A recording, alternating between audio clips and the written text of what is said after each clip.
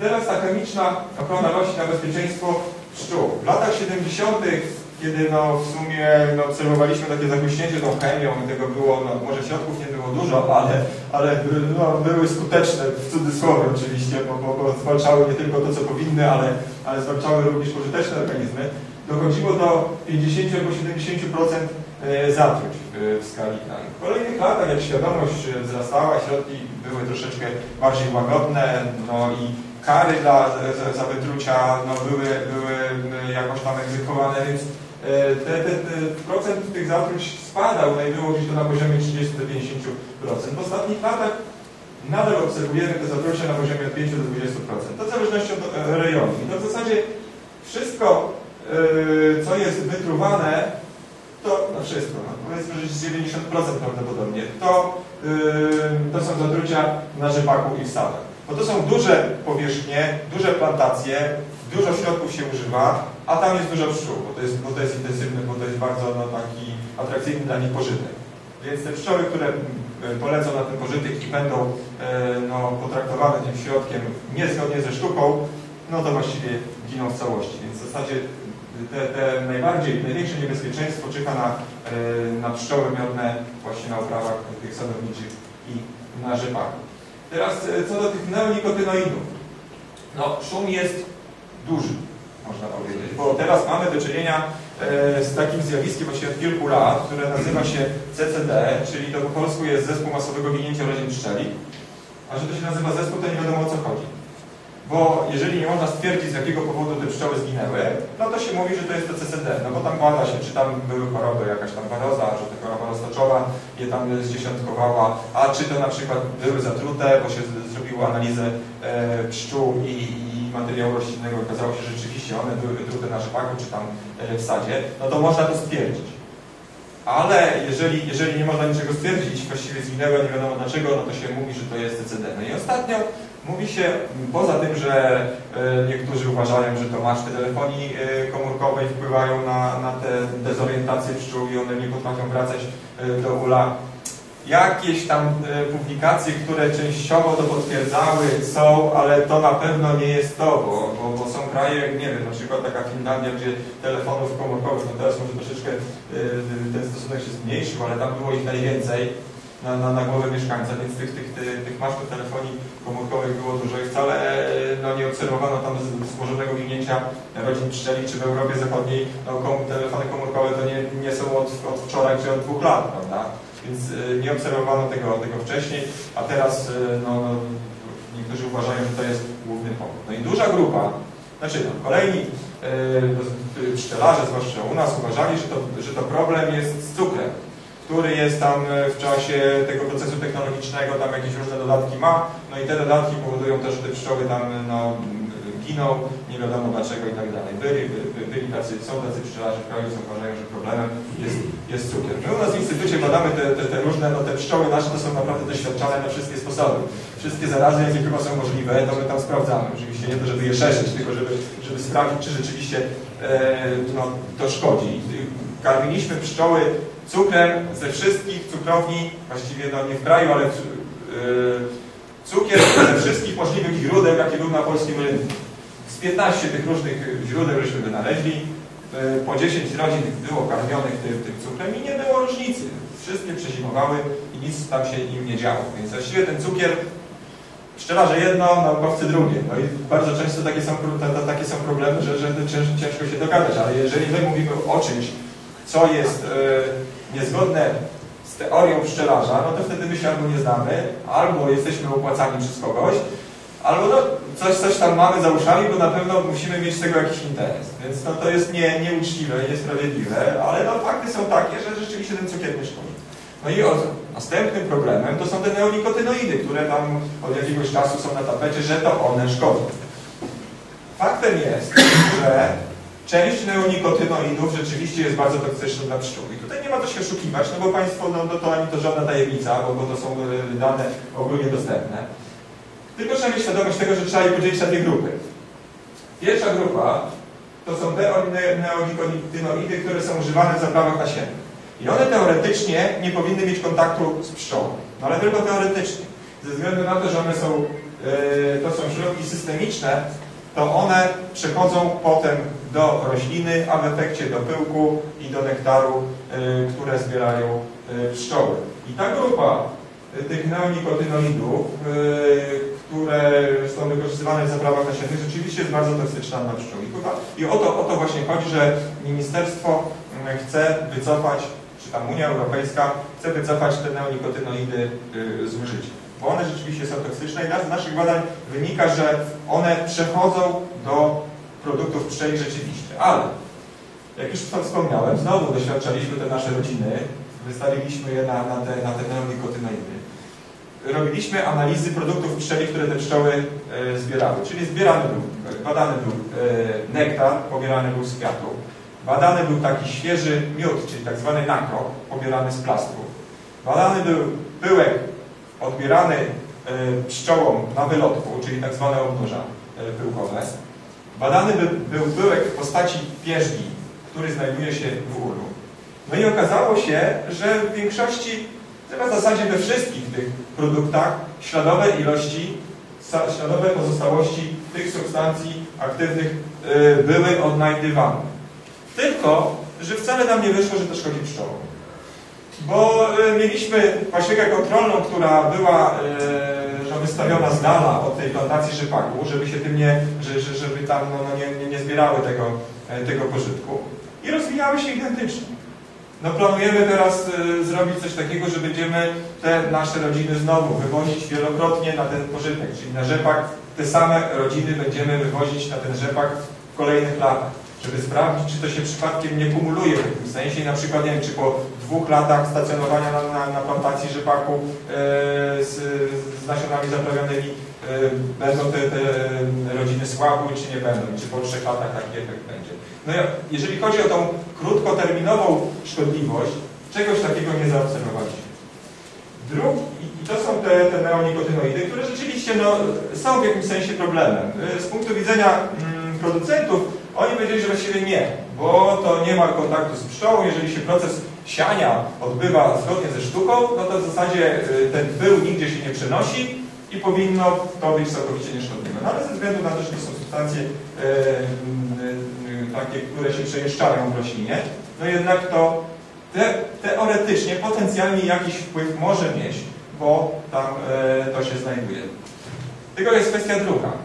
W tej chwili w zasadzie możemy wykryć wszystko wszędzie. W żywności znajdziemy wszystko. To jest właściwie tylko kwestia tego, jak czułą aparaturę użyjemy. Bo i z tego powodu ustala się te ppm, czyli takie minimalne wartości, które może na przykład dana partia owoców zawierać, pozostałości środków ochrony. No wiadomo, jeżeli się plantację chroni, no to jakieś tam śladowe ilości pozostają i one tam mogą być, tylko że to musi być na bardzo niskim poziomie i z góry ustalone. I podobnie jest z tym miodem. Jeżeli weźmiemy na tapetę ten miód i będziemy go analizować bardzo szczegółowo, to się okaże, że tam w zasadzie możemy znaleźć wszystko. Kwestia tego, jakiej aparatury użyjemy. Bo teraz już ta cała analityka poszła tak daleko, że ta aparatura jest tak czuła, że tak małej ilości można wykryć, że aż strach.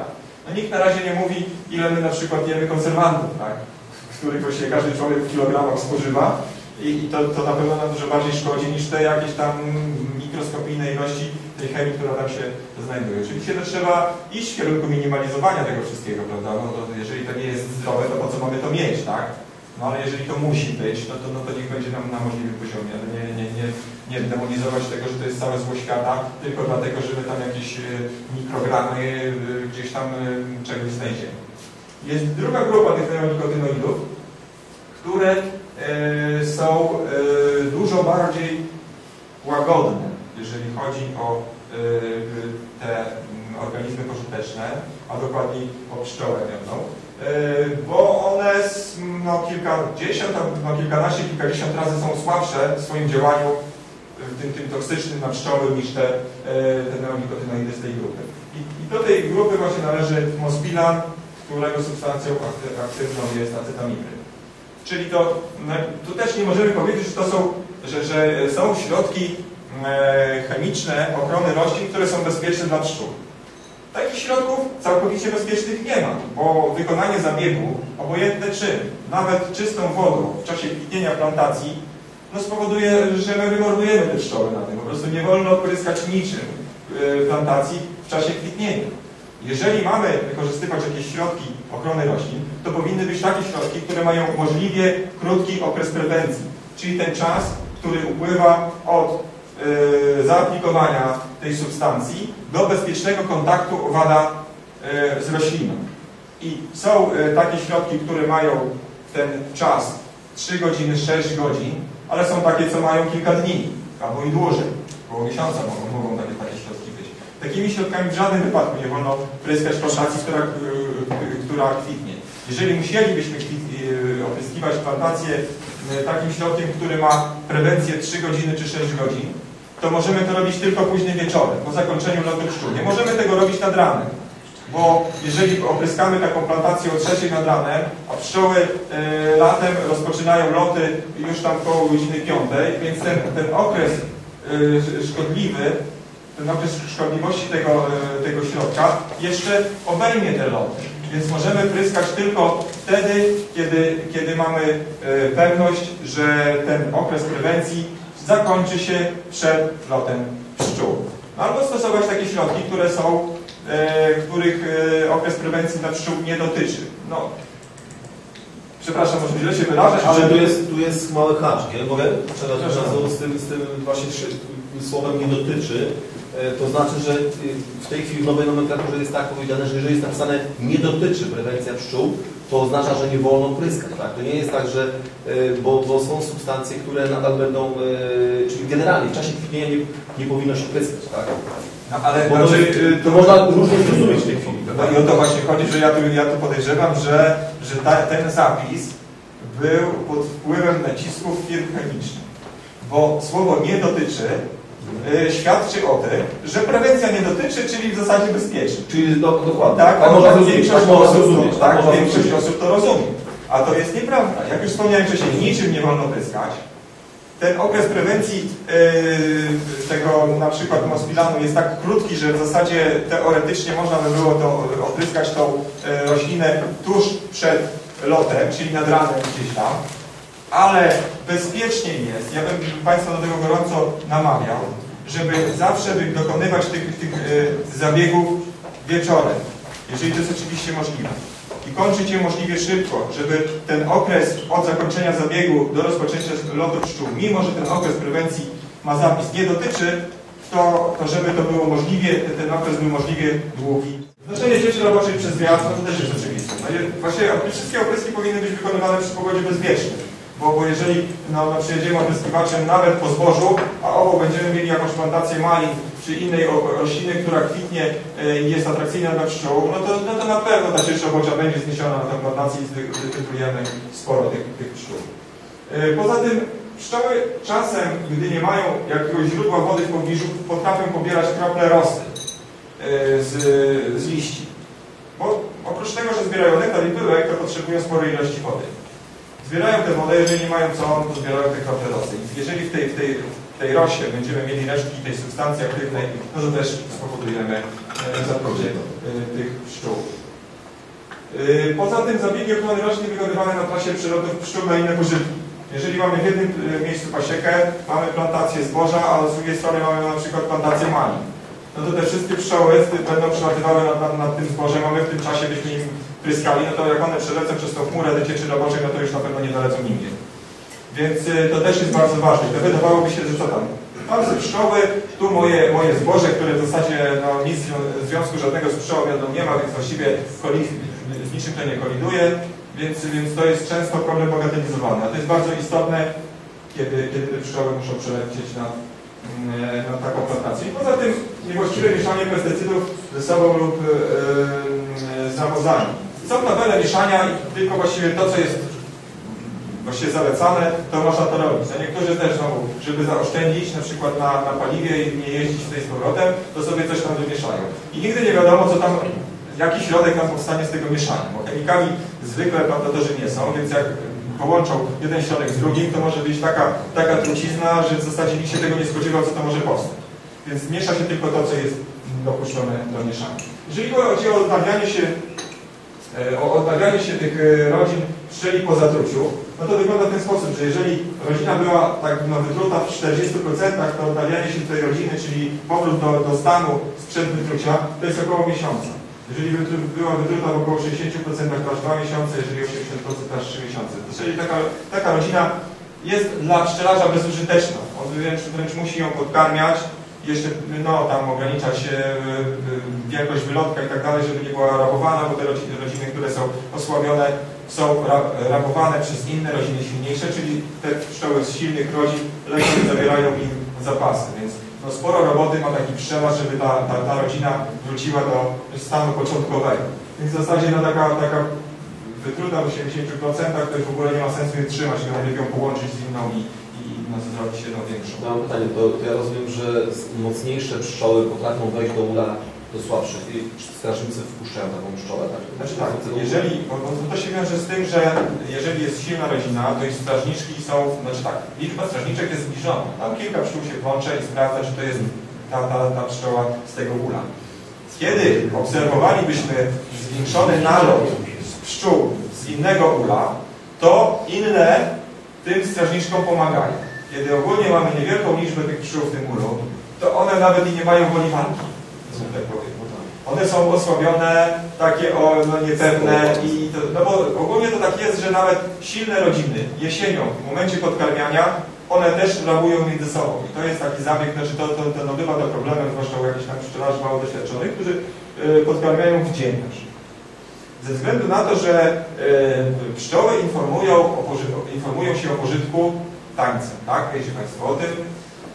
Dostał odkrywca tego kodu, tego tańca, dostał Nagrodę Nobla za to, że taki Fischer odkrył, że co oznacza ten taniec. I to dosyć proste jest tak naprawdę. Informuje się o tym, gdzie pożytek się znajduje, jak jest intensywny i w jakiej odległości od ula.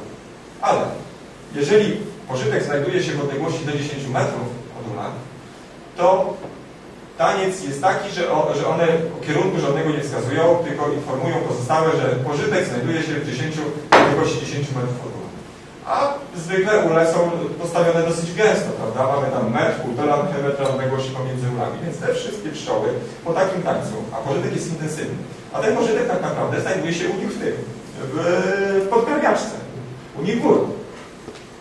I kiedy to się dzieje w dzień, no to one otrzymują informację, że ten pożytek jest tak blisko.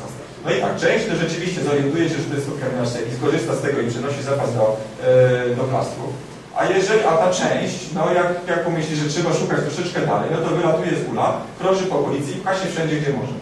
I tak się dzieje ze wszystkich uli, które mamy w pasiece. I efekt jest taki, że w zasadzie mamy pogrom w tej pasiece, bo wszystkie ze wszystkimi walczą. I to się zdarza, co prawda rzadko, jak ktoś nawet niedoświadczony pszczelarz coś takiego raz zrobi, który się wtedy powtórzy, bo to wygląda strasznie, kiedy w zasadzie on tam też nie podejdzie, bo one są takie złe wtedy, i jeszcze z pszczelarzem walczą, więc w zasadzie potrafią się ścigać, bo one walczą ze sobą, żądlą się nawzajem, więc giną. I wtedy mamy, może się zdarzyć tak, że spora część pszczół nam zginie po prostu w wyniku tych walk między sobą. Więc to tak, to już sobie troszeczkę na marginesie.